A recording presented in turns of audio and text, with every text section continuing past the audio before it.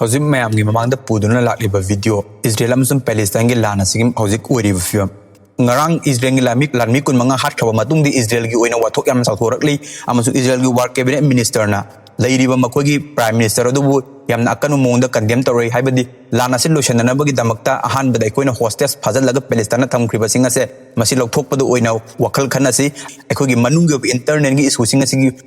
wari sanabagi mahutta hoji external ngi threat oina leiriba Palestine miyoi chamaga nipuena fajinduna leiriba se masian lokthoksi haiduna war cabinet minister na Israel gi prime minister bu yaningdaba fongdokli aduga hoji thokliba lana sigi makha chatharakpu oina Israel gi government na Palestine da settler oina occupy tawroga leiriba lam singdu leiriba settler kangbu singa sida nongbai lesing tara ge changda pisan khra bi khuchu kulai mayam pisan khra ba kari gi damakta Palestine amasung Hamas singa se hat pada mating pangna bagi damakta machine gun M16 rifle aduga rocket launcher haibna chingba singa khuchu kulai singa se mayam pisan khra West Bank amasung Palestine gi top top lam jaga singda leiriba singa se makogi lambi sing street singa se bulldozer produktuna lambi singa se mi chatpa yadana ba amasung Palestine sin hena awa pina bu ot banai bagi makha chatharakpu oina lambi singa jo paktakna thugai ki bagi pau Palestine gi authority na fongdokli hoji hari be Israel se Palestine gi lana se Palestine khatong oiraktabana oidabuduna maram oiraga atop lamna sandorakli ko sandorak pasigi makha chatharakpu oina tarik kunithoi gi ahingda US amasung UK na missile strike Yemen da tawkhro matungda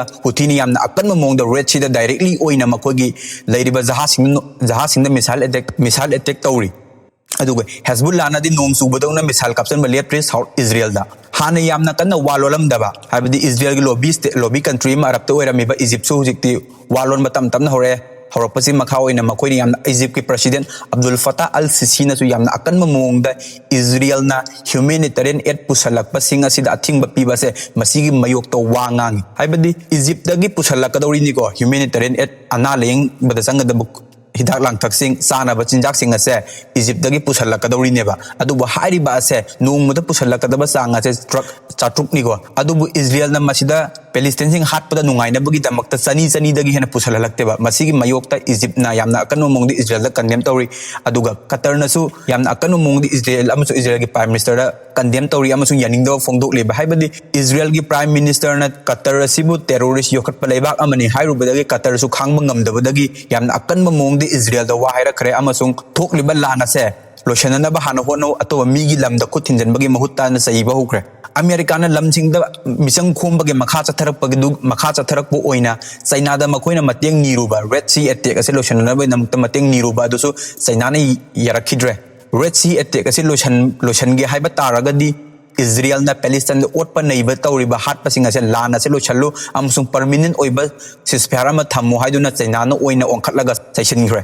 hauji thokliba lana sin da Red Sea da pochai pu thokliba makhogi ship jahasing ase masi jahasing asigi sading tawbagi chang ase ana October mamang war thokring mamang da lupa lisingam ga chatuk airamba do hauji ti lupa lising taruk ka chanipan haibadi more than 80% hena makhogi chading ase hengaleba sading hengalakba asina agogi prithibida leiriba leibak singda yamna senmitlon gi film yamna akaiba pire masigi akaiba piri ba se masi India da su sokta bana deko India gi oina su ngarang 24 January the UN Security Council the India gi oigo form thangre habide lana solution na bagi damakta amasung two state solution se pro na bagi damakta koina hayengi oina khangador ba habe 26 January ase masigi numit asida ko gi India gi Republic de numit ase masi makta da su South Africa na ICJ court pugarkriba Israel na genocide ki case ase masi hayeng hearing lay masida khanglagani Israel amsung Palestine sokneriba lana se hayeng mayam na genocide oi hai koidi habado hayeng irai numit asigi makogi oiba trial ase masida gi khangba ngamlagani masini hauji Israel amsung Palestine sokneriba lana sigi samlappa phibam